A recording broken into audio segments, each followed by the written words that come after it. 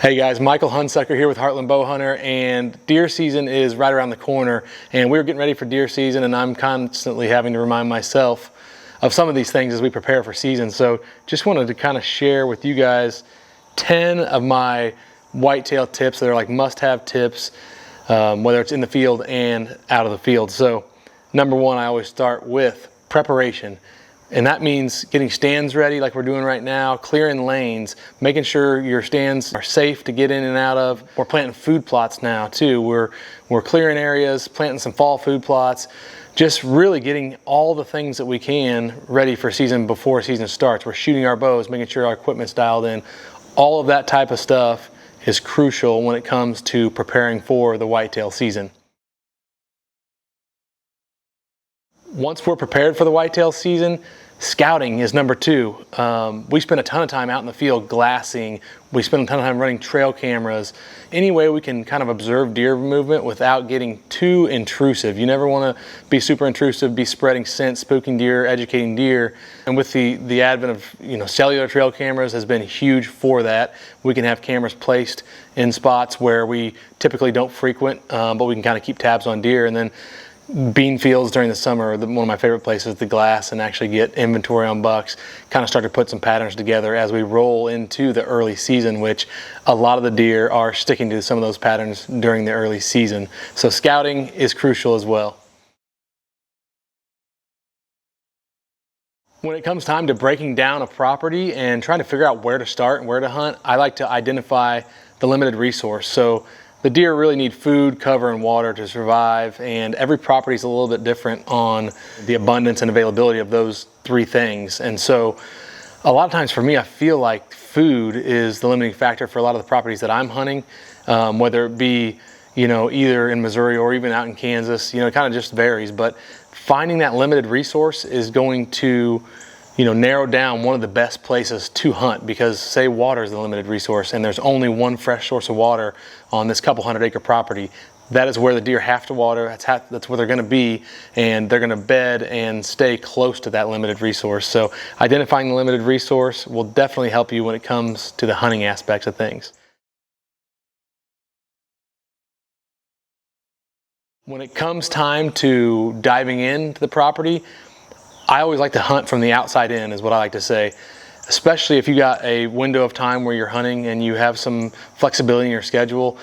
I never like to dive in and get too aggressive right out of the gate. You want to start from the outside, observe movement, maybe locate a buck that you're targeting, kind of learn as much as you can about him, and then slowly work your way in and get more aggressive.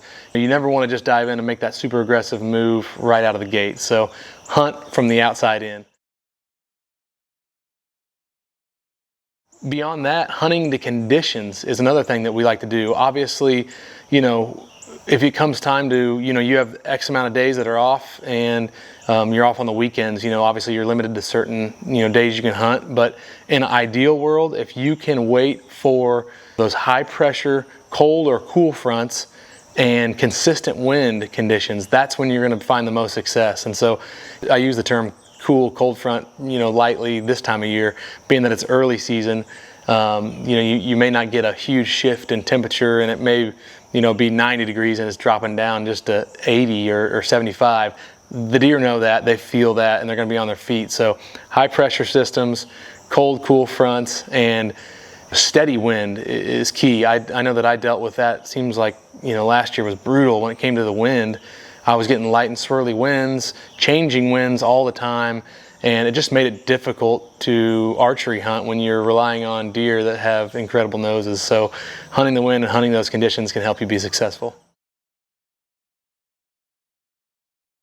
After the weather considerations, I really like to consider access, and access can be crucial when it comes to how often you can hunt a particular stand or area. If you have to drudge through a bunch of stuff to get to a stand, that may work great during the rut, but it's not going to work on a regular basis. You're not going to be able to hunt that stand a couple times a week, or even once a week for that matter. So identifying entry and exit strategies for each stand is something that we like to do. We like to utilize terrain to our advantage, crops to our advantage, creek systems, whatever you can to minimize your scent and minimize your visibility of the deer. And obviously a lot of times that entry strategy may be different on the exit strategy. So really analyzing each setup separately and coming to a conclusion of what's best for that setup. Understanding your environment is also something that I utilize a lot when bow hunting, and that's really observing deer movement and behavior and watching the body language of deer. I'm constantly, when we have deer out maybe in a food plot in front of us feeding, and maybe a target buck is just out of bow range and he's working his way towards us, I'm always watching the demeanor of the does, the direction of how they're moving, where their end goal might be, so I can make a decision in my head quickly on how to shoot, when to shoot, how aggressive I need to be on taking a shot. If he comes into 45 and I think he's going to leave, you know, I need to be prepared to know where I'm going to take that shot. So just understanding your environment, being keyed in, and being aware of the deer and their behavior. Understanding your environment also kind of ties into the mental preparation side of thing and confidence. And I know a lot of people that have all the boxes checked.